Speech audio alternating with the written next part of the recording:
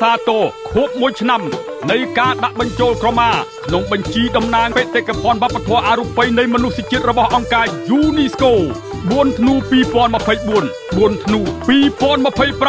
2025